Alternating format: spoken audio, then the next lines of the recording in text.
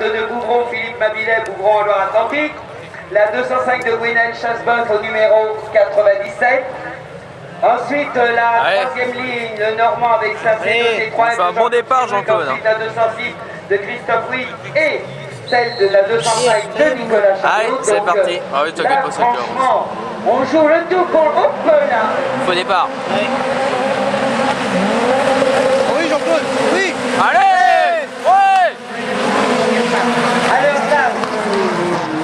Là, du coup, c'est Roger Buisson qui a pris le meilleur devant Johan Derume. Allez. Ah oui, voisin là, il Allez, bien. Ouais. Il y a du dégât, il y a du débris au Super U. Hein. Génial. Alors, on va arriver là dans le premier virage, juste derrière. Allez, Jean-Claude. Alors, Johan Derume pointe son nez avec la Porsche, mais Roger Buisson résiste bien. Oh là. Un bon départ, et t'as vu ça? Ça y est. C'est ce que c'est. Là y est. Roger Buisson fait oui, mais voilà ce que je voulais dire.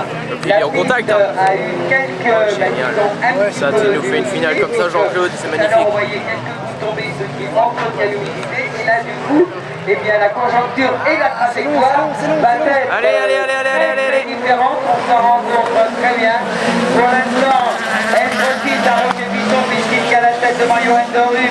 Et celui qui a fait la bonne opération, eh bien, c'est Jean-Claude Sirug et sa C2. Alors que Olivier Dutet, lui, donne la à quelqu'un qui, je vous le disais, durant la saison.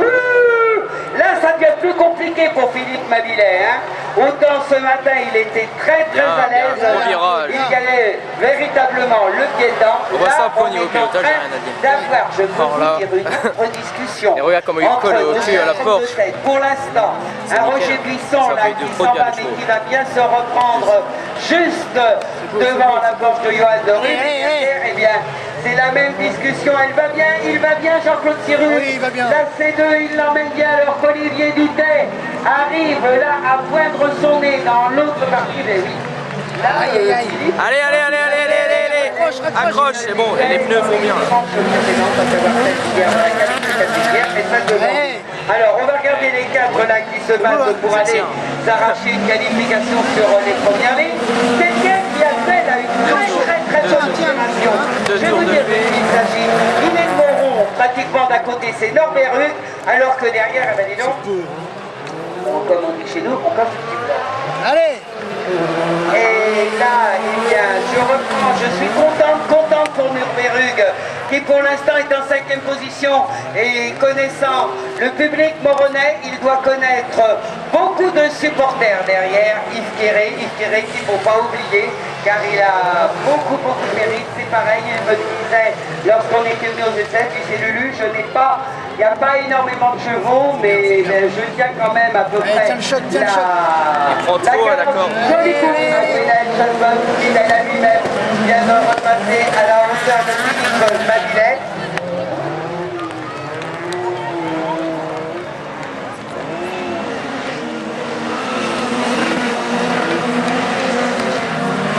Et oui, parce que je vous disais que là, j'étais en train de vous en parler, que Gwenaël Chassebeuf va très bien, mais j'avais vu voler le départ, pendant ça là, je regarde la tête. Non, c'est toujours aux mains de Roger Buisson.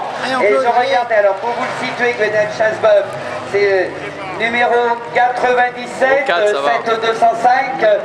Rouge que vous voyez, mais ayant volé le départ, Patrick vous l'expliquait tout à l'heure, il a une pénalité de 10 secondes et j'ai l'œil, donc il faut qu'il pédale s'il ne veut pas perdre tout le bénéfice de sa place actuelle. Oh, le trou qu'ils ont fait, toi. Alors là, et il est avec les oui, il est avec les bras. Mais bon, c'est ce virage-là, il faut que tu arrives à le...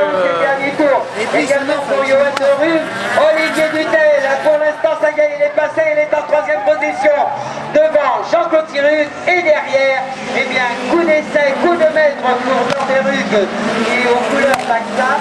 Gwenaël Chassebeuf, eh bien c'est vrai que lui, je dis, 10 secondes départ volé, bien après il faut le rattraper et c'est pas facile, croyez-moi. Alors, le duel de tête va rentrer dans le dernier tour.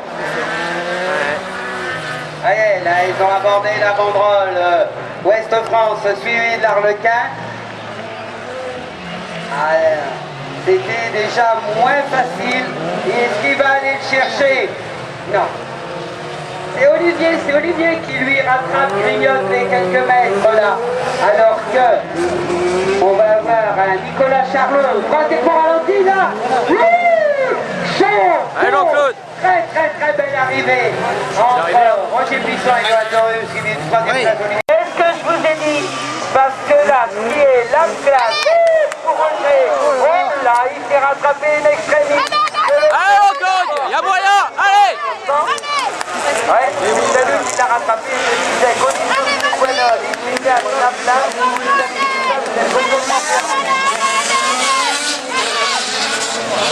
Il cherche le sec. alors là, je vois c'est Patrick Paulet. Patrick Paulet là, qui se fait passer par de tous les côtés. Auguste Morvan qui était bien dans le coup, là, ferme la marque. Alors que devant, et vous direz dans ces cas-là, quand la piste est aussi grasse et qu'il y a autant de projectiles, la meilleure place c'est quand vous êtes devant. Parce que vous en avez deux ou trois derrière vous qui vous en collent belle surprise. Et là je peux vous assurer que ça handicape la course. Alors pour l'instant, eh bien Olivier qui a bien compris le tout consiste à garder cette suprématie de tête en se disant si j'arrive à trouver une trajectoire qui est presque roulante, eh bien c'est bon, j'en ai pas devant. Et derrière, il y a déjà, on va dire, que Guy Julien qui occupe la deuxième place, c'est-à-dire reste un petit peu en retraite, on va avoir le moins de position. Derrière, on y retrouve la force de Johan Dorius, et on va dire que là, il y a Allez, faisons un coup là. Le Mabilet qui donne pour l'instant la réplique à Philippe alors que derrière. Ah oui, mais ça patine, ça glisse. Ah oui, pour Rosita, je vois que Auguste Morvan et sa BM, c'est pas du tout à l'aise. Oh là là, tous les quarts fouilleux. Il va se faire doubler par Alors, Comment ils sont rincés sur quoi qu'il arrive à tourner. oui, pas sûr. Même les premiers, regardez. Oui, on avait vu dans le tour de reconnaissance Patrice Bouchois. Les premières. Allez. Allez. Pas mal. C'est con que c'est le départ, il s'est fait gêner là ou je sais pas quoi, ça a glissé, j'en sais rien. Alors on va reprendre le fil de la course. C'est vrai que là elle est quelque peu faussée, puisque étant donné la verse qui est tombée, maintenant, ça vous est bien. On reprendrait presque dans les derniers tours une course normale, puisque d'ores et déjà, on peut voir un Guy Julien qui là, eh bien, se rapproche d'Olivier Dutet. Olivier Dutet est toujours en tête. Les pilotes certains ont arrêté une place, c'est le cas de voir pour un première, alors que Norbert Hugues est toujours... Ah parce que s'il décroche tous comme ça.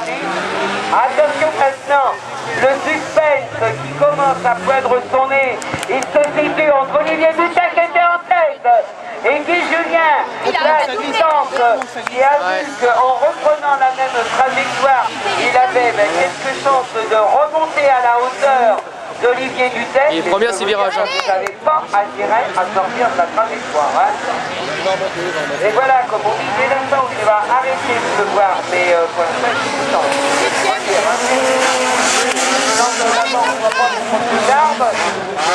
T'as vu la butte qu'il a pas? Alors derrière, eh bien là, Cyril Coué qui s'en va chercher Mabilet. Derrière, Jean-Claude Thierry qui vient de faire pareil.